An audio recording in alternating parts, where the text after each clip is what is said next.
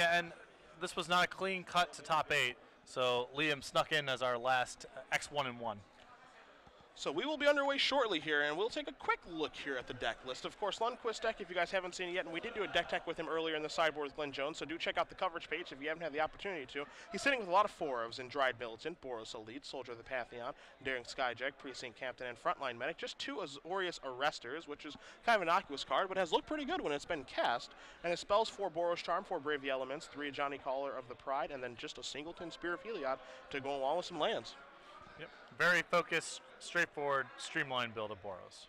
Dry Militant's going to get things started here. And do remember that we are in the top 8 here, so players do have access to each other's deck list. They're working with perfect information. Lundqvist knows that there are Anger of the Gods looming from Edward's control deck. Yes. Lundqvist's going to give the beatdowns, get in for 2. He's got a follow-up play of Boros Elite. There's a Mutavault. So already Battalion's going to be on turn 2 if he wants it to be. Again, Battalion plus Mutavault does not get any more powerful than this. A Temple of Abandon here from Edwards. He's got his lands that are coming to play tapped. It's going to be pretty important for him to be able to find an Anger of the Gods. That clears things up in a big way. But if Lundqvist does have a it could be a Boros Charm, but it can also just be a Brave the Elements. 2 cards that we know are absolutely fantastic in this matchup. Really does change things here. And you do see multiple copies of Boros Charm in Lundqvist's hand, but he does not have red mana. And so Ben's going to fire up the Mutavault, and he says, let's get in here. Attack for 2, 3, 4, 5, 6, 7. Puts you down to 11. I don't think he has a follow-up land. He does not. So Brave the Elements cannot protect the squad. And again, he's also missing red mana too, so. And the thought process here might be that, hey, I just want to get some damage dealt to you because I can follow up if I do draw a red source with just, hey, Boros Charm you, and that should be enough to do it. See, Edwards does cast Anger of the Gods. He clears up Lundqvist's 2 creatures, so Ben left with a Mutavault and a Soldier of the Pantheon. Sacred Foundry going to come and play untapped, and if he plays Sacred Foundry just past the turn back, that's a loud declaration of, hey, Advent of the Worm, man. Yep. Lundqvist draws a card, another Boros Charm. So he actually has lethal in his hand right now if he can find red mana. That's what he's going to need. And again, because both players have access to each other's deck list, if you're Lundqvist, you know that he's got Advent of the Worm. So now there it is. And is it worth cashing in Brave the Elements? He's going to take a look to see what color the token is. It's just green. The spell is green and white, and Ben will gain a life off of that from the Soldier of the Pantheon, but the worm is just green, not a green and white worm. So that's going to be, and the reason that Lundqvist is doing this is a couple of reasons. One, it's unlikely that he's going to be able to cash in this Brave of Elements for in a better spot than getting in 2.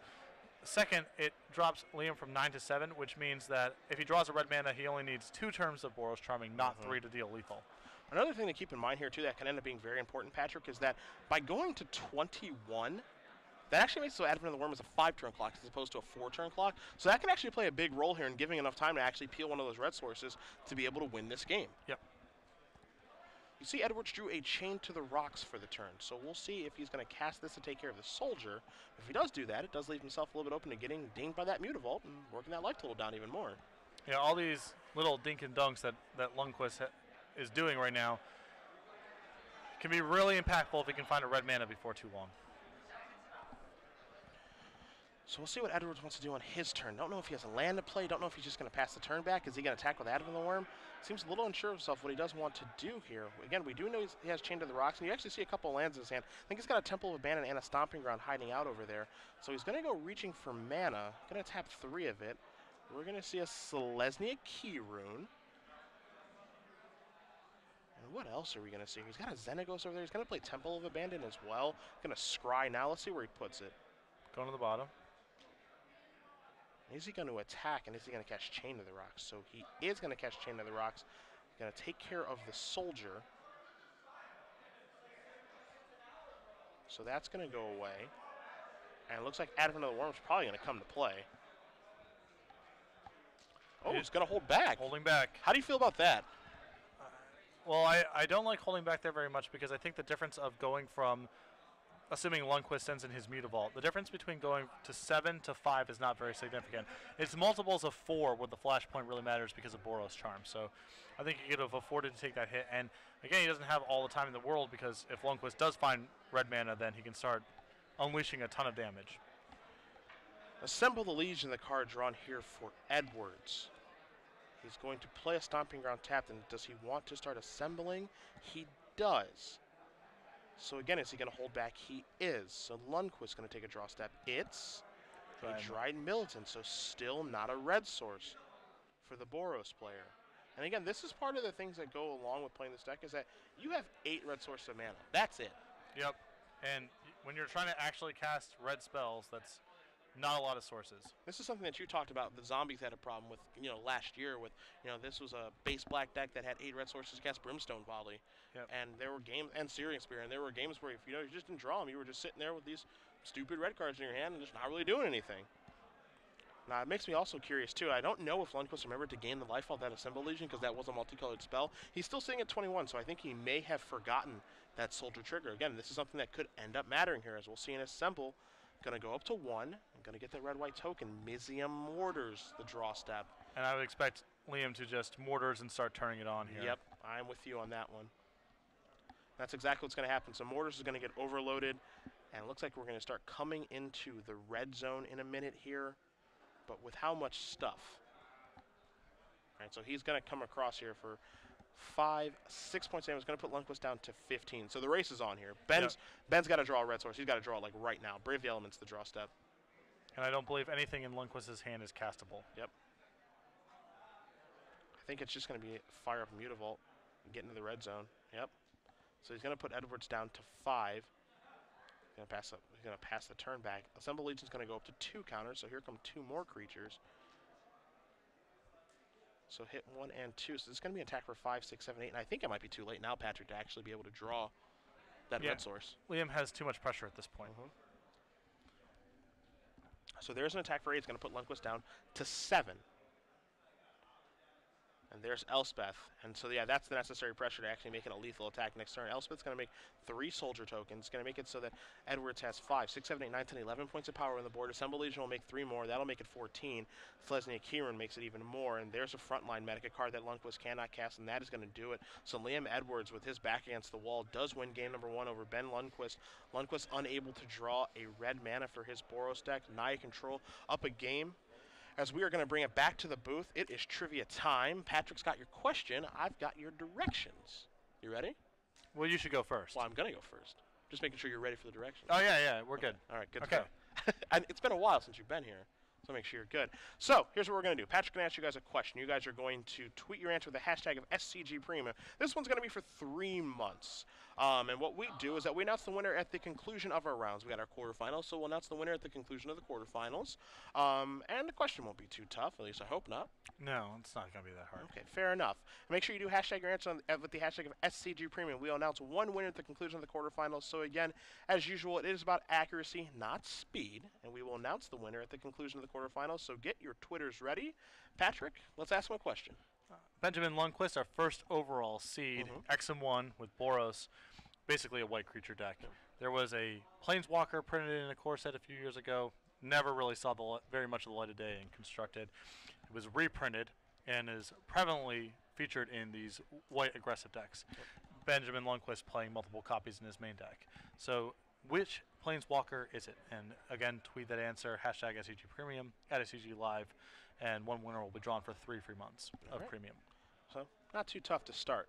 Maybe get a little bit tougher tomorrow morning. We'll find out. But what we're going to do right now is we're going to take a look at the sideboards here. Lundqvist going to be on the play for game number 2 against Naya Control.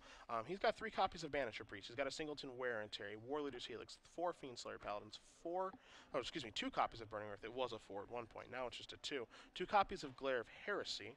He's got a Pacifism and a copy of Mizium Mortars. I take a look at this sideboard here, and there are a ton of cards that really interest me. I don't know about you. Well, Burning Earth is potentially very sweet against this deck. It's built on a lot of non-basic lands.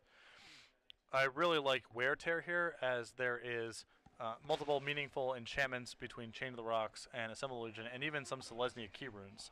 So there is some backdoor fuse potential as well.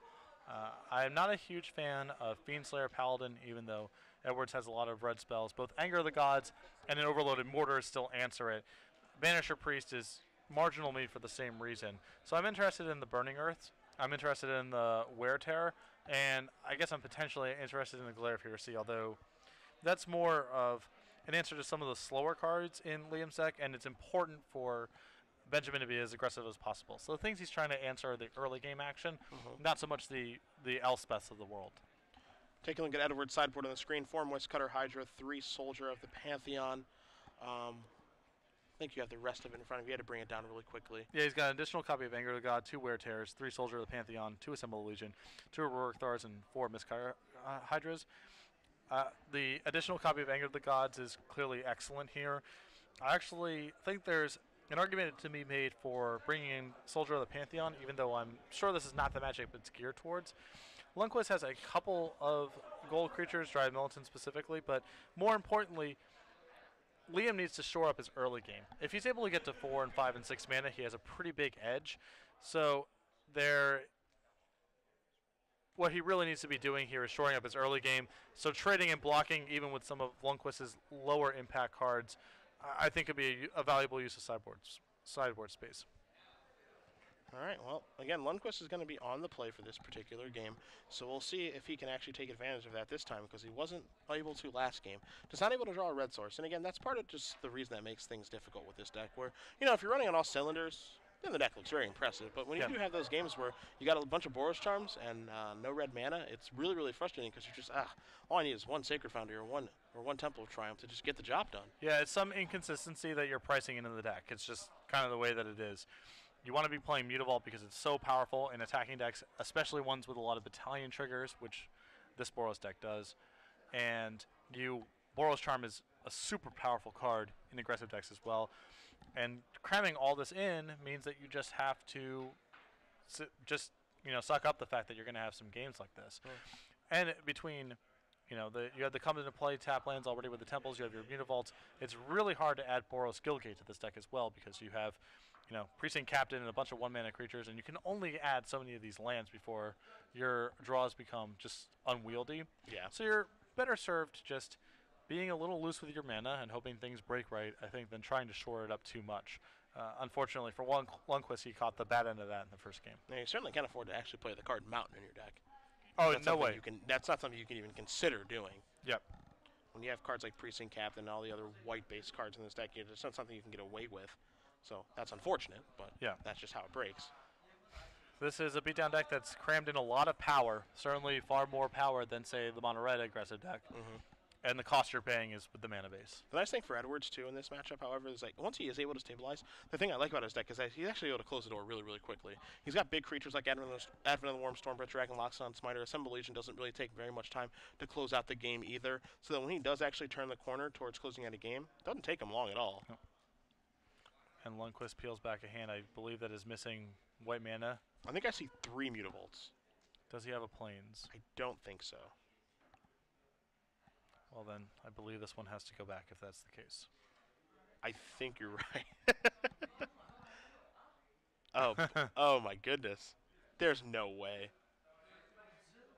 There's no way you can This is really a hand with no... I mean, it's got a lot of really powerful tools. I didn't think his hand's good. Like, if he... Yeah, he wasn't going to draw white mana. Yeah. Ship it back. You're allowed to mulligan. Mulliganing is no... Why does everyone look at mulliganing as a negative? It's a feature. Yeah. It's a decision you get to make. Yep. It's a game rule. Yeah, that's something I learned from Jerry Thompson. Mulliganing isn't positive. I mean, mulliganing isn't negative. It's actually a positive. Yeah. I'm not stuck having to keep this hand. Right. I can actually just send a hand back and find a better one with 1 less card. It's not so bad. And it looks like Liam is making the same decision. What a nice guy. Yeah. Trying to keep it fair. Yeah. As we do find out more match results over the course of this quarterfinals, we'll certainly let you guys know exactly what's going on. Again, we do have Nathan Calvin playing against Stephen Nichols. You've got Esper against Mono Blue Devotion there. You've got Thomas Pinnell playing against Alex Gerlach. Matchup of Mono Red versus Green Red Aggro. And our backup feature match, James Gates playing Mono Red Devotion against David Moline playing Black White Red Control. Yep. So a really diverse spread of decks and play patterns in this top 8. One thing you'll notice in this top 8, Mono Black Devotion, no. Nope. For a best deck, it appears to be imminently beatable. And then we do have confirmation that James Gates with Mono Red Devotion did win game number 1 against Black White Red Control. On the draw as well, so our Black White Red mid-range deck is going to have to break serve at least once. Yep. And I'm sorry, James, for doubting you in the matchup. How dare you? Yeah, how dare I? You better hope he doesn't catch wind of that. Oh, I'm sure Greg Hatch is already texting him about it. Almost certainly. Yeah. Word spreads pretty fast in this crowd. I found that out today. Yeah, Ella, you got to be careful. Yeah, Ricky Cedar found out that I called him Robin to Hedrick's Batman, like Stating within minutes. Stating a fact. Just a As fact. it were, yeah. And he just got angry about it. It's all right, Ricky. Nothing personal. Right, We still love you. But Michael Hedrick is the truth. Lundqvist has opened up a 6-card hand. He has a Sacred Foundry this game, so at least all of his draws will be live. Looks like he has a couple copies of Mutavault. I think a Daring Skyjack hanging out over there as well. So Edwards going to start off with a Temple of Abandon and pass the turn back. Lundqvist going to draw a card as a Precinct Captain. There's a Mutavault. Here's a Skyjack. So he does have some beatdowns to start with here, but having difficulty finding that second white source of mana. Yeah, and he's got a Ajani in his hand. He has a Precinct Captain, so it's pretty important for him to find another white mana. Sacred Foundry coming to play tapped here, where Edwards could have played it untapped and Mizzium Mortars at Skyjack. Lundqvist just going to play a Mutavault, activate his Mutavault, get in for 5 points of damage, and leave a white mana up. So leave up the threat of Brave the Elements. Here comes a red mana, and there's a Loxodon Smiter. So big dumb elephant in the way right now. All right, this is a big draw step for Lundqvist. Really needs to find a plains. How about a Giant Militant? His hand is just chock full of double white spells. Well, he's got a Zorius Arrestor if he wants to push through some damage. It seems like a pretty good spot for it. It's kind of interesting. Does he want to deploy the Militant, which is going to get worse as the longer the game goes, or does he want to just try to keep force through some damage and then maybe he runs into a couple Boros Charms and then the white mana to be able to cast them? Not sure. His mana really failing him over the course of these 2 games. Yep. I think the reason to potentially hold back the Arrestor is you would ideally like to play it with the 4th land so you can activate a Mutavault and squeeze a little bit more out of it. But given his mana constraints, and I think this is a pretty good turn for Lundqvist, all things considered. So he's gonna arrest the Smiter and then put Edwards down to 12. You see Edwards has a bunch of removal spells in his hand, which is not a surprise. It's a very removal-heavy deck.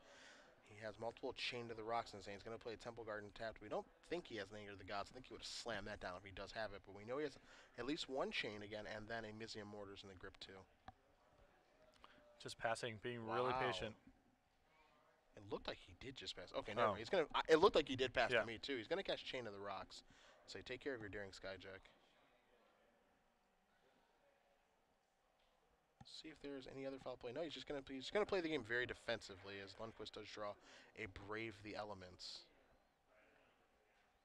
And he just has to play Dryad Militant and pass the turn back. So all these mana issues with the Boros deck. It's funny that the 2-color deck is just having some major mana troubles. Well, Lundqvist is taking, even though he's the 2-color deck, Lundqvist is taking far more liberties with his mana base than Edwards is. Yeah.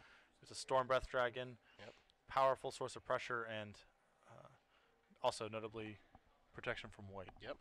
So Smiter's going to come into the red zone now. Don't want to double block and trade there.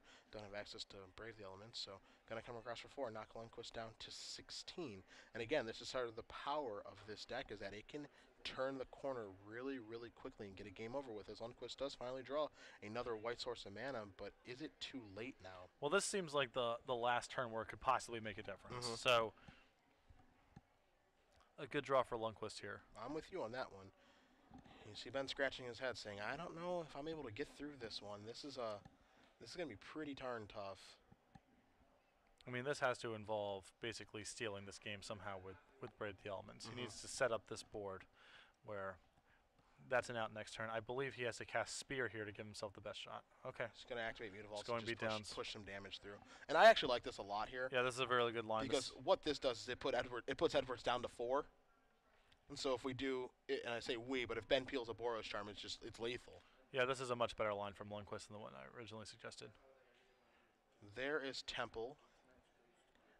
Going to allow him to scry, as we're being told right now. David Moline did win game number 2 against James Gates. So Black, White, Red Control versus Mono Red Devotion is tied up into the red zone. It looks like Edwards is going to come. But with what? Chain to the Rocks. I mean, he's going to use whatever removal he can this turn because he has to prevent as many draws as possible from Lundqvist.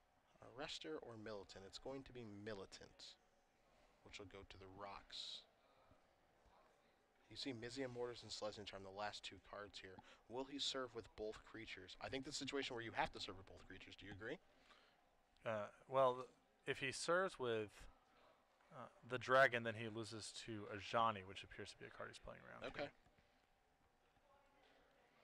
Lundqvist draws. It is So I It's like think a plains. I think he's actually going to be able to win this turn by using a Johnny to jump the Azorius Arrestor, Arrestor. and also using Brave the Elements to push it past the dragon. Wow. So it looks like Lundqvist might have stolen this one. This is what it involved. You mentioned it. And there is the Ajani. This is going to start at 4. Going to minus this, go down to 1. And Lundqvist, I mean, he has no choice really but to move in here. He says, Brave the Elements, I'm going to name red and try to kill you. And that is going to do it. So he was able to steal this game. Unbelievable. So Ben Lundqvist does tie it up against Liam Edwards. Boros, Naya Control going to game number 3. And if you're Edwards, you had a Missing Mortars in your hand. Yeah, you can't take it with you. Yeah, you cannot take it with you. As we'll see the sideboards up on the screen one more time. You see Edwards looking at the deck list, thinking, man, I think I had that one. Not quite. You see Ben looking back at this sideboard. 3 Banishing Priest, 4 Fiendslayer Paladin, 2 Burning Earth, a Pacifism, War Leader's Helix, 1 Wear and Tear, 2 Glare of Heresy, 1 Mizzium Mortars. I don't think a lot changes.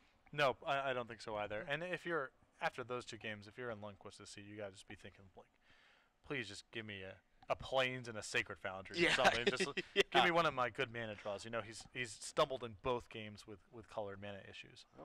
We take again a look at Edwards' sideboard of 4 Mistcutter Hider, 3 Soldier of the Pantheon, 2 Assemble Legion, 2 Wear Tear, 2 Rurik Thar the Unbound, 1 Anger of the Gods, 1 Bramble Crush. The Anger of the Gods obviously is going to come in. Not sure about the rest. I mean, Soldier is pretty good at trading with just another low drop and lowering your mana curve. Yeah. I think is acceptable. Right. I think Edwards has such an edge if the game goes reasonably late that if I was in his seat, I would be looking to shore up my early game. Yeah. But for the big thing here for Edwards is that he's on the play for game 3. You know, with Lundqvist having the play through because of his seed, so in theory he has the decision to play first at the top 8. You know, Lundqvist beginning to be able to play first in game 1 with Boros gives him a huge advantage, but he didn't win game 1. Yep. He won game 2, which means that the Naya Control deck is going to be on the play for game number 3 here, and that's huge in this matchup. Who plays or draws? Yeah, especially since the Naya Control deck is, you know, first turn doing definitely nothing, and second turn the most threatening thing it's doing is playing an individual piece of spot removal. Much like against Esper, the big edge you can get against that deck is just getting out in front of it early.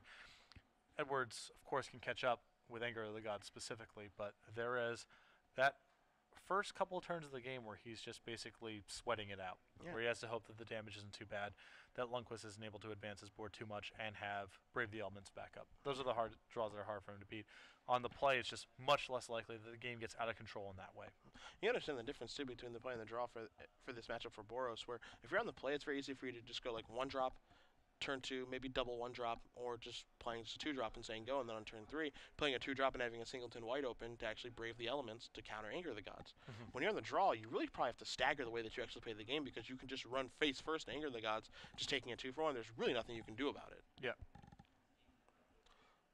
So we see both players shuffling up here, and if you guys are just joining us, Cedric Phillips, Patrick Sullivan here in the booth in Los Angeles. The SCG Open Series has made it to the Stanley Kamikaze. At SCG Live, hashtag SCGLA for your tweets. Make sure that you do hashtag SCG Premium for the premium answer as well. As we do close out our last round of the day. It's been a long day. 10 rounds of Swiss, big turnout here in Los Angeles. 654, I believe, was the number. Yep. Very, very impressive turnout. Yeah. And we are in our quarterfinals now, though, and we have whittled it away to just 8 players. Again, a very diverse top 8. You've got Boros, you've got Naya Control, you've got Nesper, you've got a Mono Blue Devotion, you've got a very linear Mono Red deck, you've got a Mono Red Devotion deck, you've got Green White Aggro, and you've got Black White Red Control. What that is that's 8 different decks, none of which are Mono Black Devotion. Yep, and sort of the deck with the biggest target on its back coming in this weekend, and certainly if our Swiss rounds were any indication, pretty well played, you know, well represented deck. It's not like no one showed up playing the deck, and no copies to be found in the top 8. Yeah. And while there were a lot of stars in attendance today, we did have William Jensen, we had Eric Froelich, we had Josh Utter-Layton, a lot of big names in attendance. You know, no, they didn't make it through. Yeah. Though Benny Bones has quite the resume. This is true. And what he's got, oh boy, another one of these hands. A temple that can kind of actually hold everything together if he wants to keep it. He's got Temple Mutavault. Take a look at Edwards' side. He's got a Temple Guard, and he's happy with this hand. He's got a Temple of Abandon to start things off. So game number 3 here between Naya Control and Boros. puts the card on the bottom. Lundqvist's going to keep his hand. He's going to say, Temple, you going to get me there? Yeah, I believe that was a precinct captain that was quickly moved to the bottom. Edwards going to play Temple Guard and just pass the turn back, so a slow start for him. Lundqvist draws a card, not a Plains. He can't get double white for the life of him. So how is he going to start this game off? He's got a Soldier. He's got a Mutavault. He's going to pass the turn back. Could have played a Daring Skyjack, chose not to. Maybe thinking, if you've got a Smiter, I can attack through it. Yep. This is a Stomping Ground. Pass the turn back. Will Edwards. Lundqvist rolling up his sleeve to draw a white It's land. time. Yeah. It's business time. Listen here, deck. How about a Mutavault? How about another Mutavault? Coughs up another colorless land. Unbelievable. How many else he's play? 8? Yeah, Feels like he plays like 8 of those things. yeah, he's got 4 Plains, 8 duels, and 8 Mutavaults as his mana base. So Mutavault comes into play. Gonna attack with the Mutavault. Lundqvist, what's he gonna play? He's gonna play a Boros Elite, pass the turn back. So this is him basically saying, all right, you got Anger of the Gods. You can clear up these two guys. He's got to move through these sweepers one way or the other. And without white mana, it's really hard for him to hold up Brave the Elements. So this is just the cost of doing business, basically. Absolutely. The Temple of Triumph comes down after that Anger of the Gods. I would have preferred, if I'm Edwards, to actually play Temple first, so I know what the information I'm working with before casting Anger, which I know I'm going to cast Anger anyway, but might as well do it when I have all the information I can get to myself. Lundqvist peels back. Yet another white creature. Mutavault's coming into the red zone. Going to knock Edwards down to 14. Lundqvist going to play a Soldier of the Pantheon. Pass the turn back yet again. Very reminiscent of the first 2 games here. As Edwards draws a card, he does have a Mizzium Mortar's hand. Looks like he's flooding pretty badly right now. Yeah, without one of his big spells, this path that Lundqvist is taking is still doing quite a bit of damage. How about a Mizzium Mortars?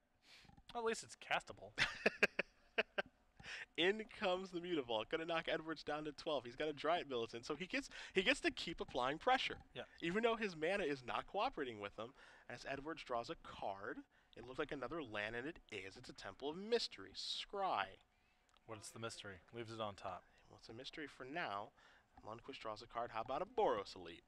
Now, if you're Lundqvist, I think you're in the situation right now where it's like, I can't play around Advent of the Worm. I just got to get in the red zone and hope you don't have it. Yes, I mean, the fact that he used the Mortars last turn is a pretty strong indicator that it's not there this turn. That would have been a really good spot to stick it. Edwards takes the damage out of Advent, goes down to 8. Lundqvist's going to follow up with a Boros Elite and pass the turn back. Deploys another Knucklehead. What was the draw there? It's a Loxodon Smiter, Big Dumb Elephant. So that was definitely left on top, because that would have been cast last turn. So this is a really juicy Mizzium Mortars target. Lundqvist draws a Precinct Captain. Another double white spell. Why not?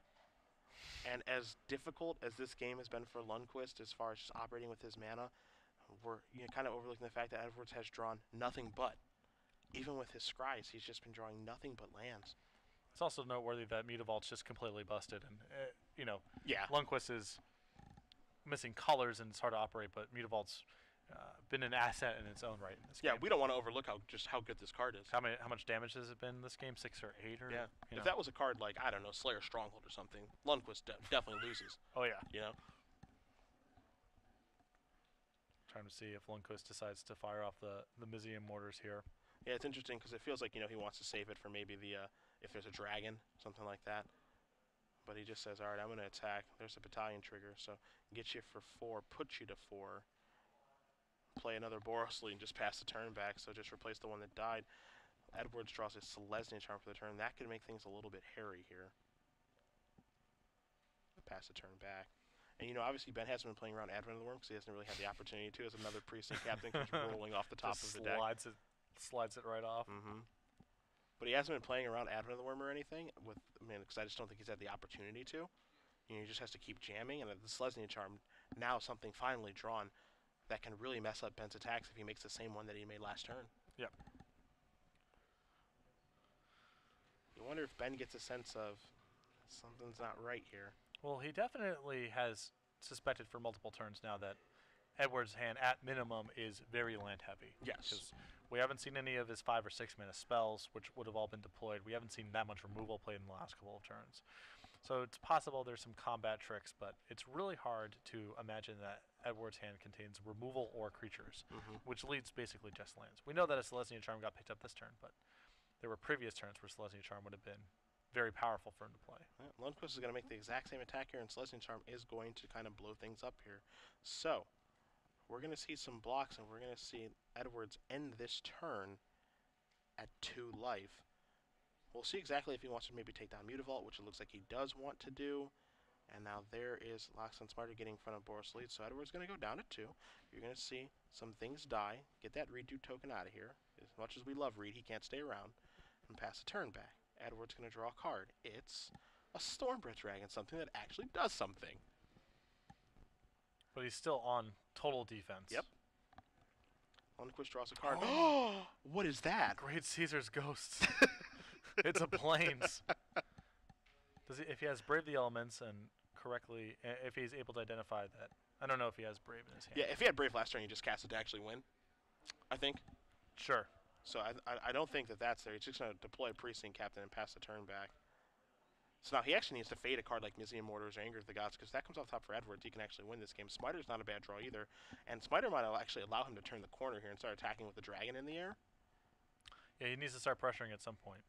Yeah, because I mean he's drawing dead to Brave the Elements or a Boros Charm. Well, he can't quite attack this turn, right? Because Lundqvist just has Sure, the Mutavault. Mutavault. Yeah, the Mutavault's there. Oh, busted old Mutavault. Yeah. I mean, if you're really feeling tough, you could attack with a dragon and say, this last card in my hand is actually something irrelevant. I dare you to attack with that Mutavault. Yeah. But you got to be pretty sure of yourself if you're going to do that. And Ben has already shown that he is willing to attack as Ben draws a card this turn, Temple of Triumph. So now he's finding those white lands. Take a look at a scry here. Ugh, that's probably the worst feeling in the world if that goes on top if you're Edwards. Yeah. Ben going to cast Mizzium Mortars. A fine target. Yeah. Get that dragon out of here before it goes monstrous. Just pass the turn back. So Edward's going to draw a card. Mizzium Mortars of his own. This is worth overloading, so that's going to take care of 2 of Ben's creatures. Ben looks at his hand, says, I don't have Brave the Elements, so my guys are dead. But again, if you're Edwards, you probably can't attack. Well, you can probably send 1 Smiter, right? Well, I mean, in theory, you could send 1 Smiter, but the problem is that if Ben has another Mizzium Mortars, he just goes, all right, kill the one you left back, and kill you with my Mutavault. It's really hard to imagine that you're beating Mizzium Mortars in the spot, though. Like, what's Edward's game plan? You have to hope Lundqvist's hand is basically just creatures, and then you rip enough sweepers and removal spells. But certainly can't sit here all day at 2 life against the Boros deck. Well, he's not going to. He's going to come across one of those Smiters and pass the turn back. So Lundqvist is going to untap. He's going to draw a card. It's a Johnny, Caller of the Pride, which in most circumstances would be quite good, but right now, not enough to get the job done. So Lundqvist is going to go reaching for mana. We'll see what spells he wants to cast. I kind of like just deploying 2 creatures here, like a Skyjack and a Precinct Captain. Seems like a good starting point. See him rock back and seat a little bit because he knows that while I'm at 16 and I'm starting to come back a little bit in this game, I could very easily lose this game because of 2 Smiters being out there. There's a Skyjack and the Precinct Captain passing the turn back. Edward's going to untap and he's going to draw his card. What's he find? It's Xenagos. And he's going to extend the hand knowing that a flyer is going to be coming over. So Ben Lundqvist, with all those mana troubles, his mana troubles weren't as bad as Liam Edwards' as Liam is drowning in them. Boros defeats Naya Control. Our 1 seed does move on, and so we will pen that in. Ben Lundqvist will be playing the winner of Nathan Calvin, playing Esper, and Stephen Nichols